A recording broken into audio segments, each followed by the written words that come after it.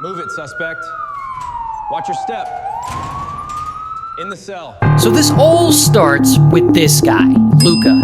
And Luka's around 27 during this time, living in Toronto, Canada. But here's the thing about Luka. He really wants to be famous. He craves a lot of attention for himself. And Luka is already an aspiring model, an actor, and he tries everything he can to put himself in the spotlight. Like, he auditions for a lot of roles, like a lot of times for reality TV shows. Hey, my name's Luka, and I'm a bisexual, and I like to sleep with both men and women, obviously. Sometimes he even acts in some adult videos.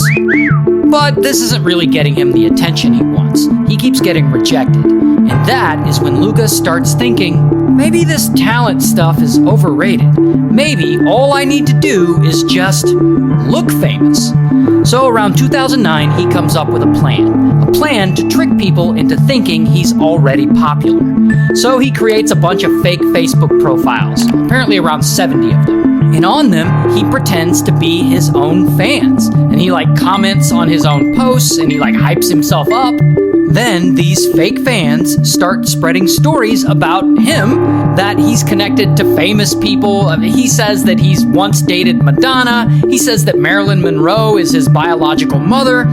He also posts a lot of pictures of him traveling around the world like he's a celebrity, but a lot of these pictures are completely fake. But despite all this effort, nothing really changes. He's still not really getting the attention that he wants. So it's now 2010, and that's when Luka decides that he wants to try something completely different. Something with shock value. Something so disturbing that people have to pay attention. So he gets 2 little kittens, and he makes a video of himself unaliving the kittens.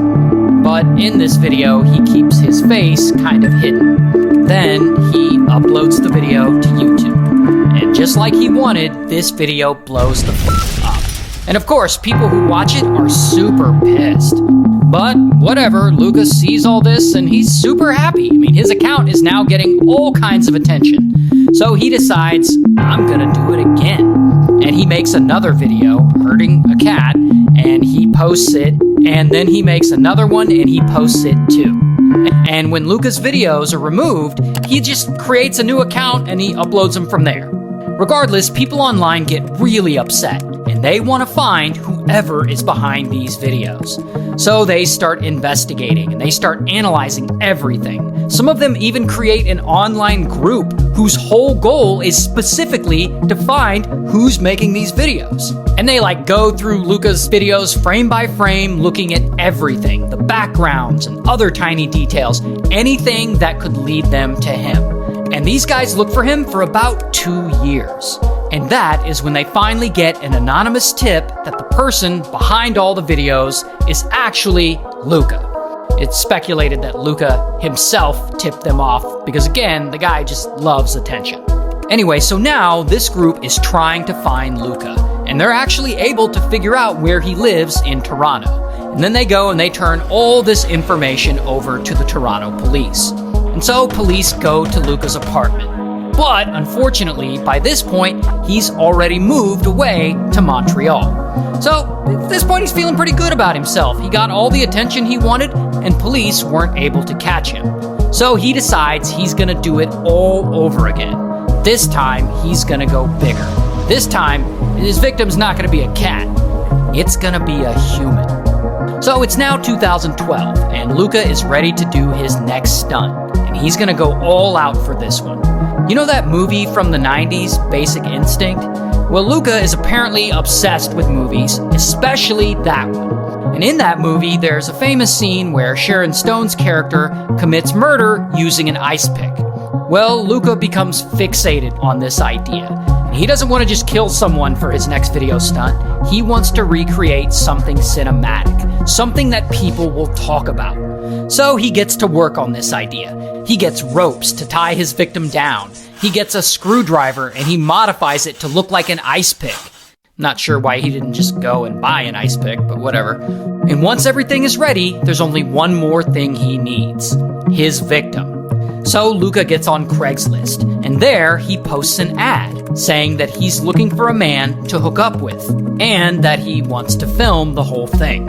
And that is when this guy comes along. His name is Jun Lin. And Jun Lin is 33, he's a computer engineering student in Canada, and he's also gay. So Jun Lin replies to the ad. He's like, I'm down. So Luka invites him to his place. And soon, Jun Lin arrives, and he and Luka start drinking wine together. But what Jun Lin doesn't know is that Luka has put some sedatives in his drink. So pretty quickly, he's knocked out. And that's when Luka gets to work. He ties Jun Lin up. Then he sets up his camera. Then he gets his modified screwdriver and he stabs him multiple times. Just like in the movie Basic Instinct. Then he also gets a dog and he hurts it on camera too. And of course, when Luka's done with all this, he uploads the video to YouTube. And after that, he cuts Jun Lin up and he disposes of the body in a few different places. Some he puts in a suitcase and throws it in a pile of garbage outside his building. Some he mails to the offices of major political parties in Canada. And some he mails to 2 elementary schools. And of course, when all these packages with human body parts are discovered, the story blows up everywhere. So now police are fully involved and they're investigating. Meanwhile, back at Luka's apartment, a janitor notices a suspicious suitcase in the pile of trash out back. So he reports it to the local police. And when the police arrive and they open it, they find part of Jun Lin. And from here, police are able to connect everything. The uploaded video of the murder, the packages Luka mailed, everything. And they look at CCTV footage from the post office and they see that Luka is actually the one mailing the packages. They also look at CCTV footage from around his building and they see Luka and Jun Lin entering the building and later Luka dumping the suitcase with the body in it. So now they're pretty sure Luka has something to do with the murder. And Luka figures that police are onto him. So he puts a wig on to disguise himself and he flees from Montreal all the way to Paris and then later from Paris to Berlin. Meanwhile, back in Montreal, police have no idea where he's at. So it feels like Luka might actually get away with all this. Until Luka finally screws up.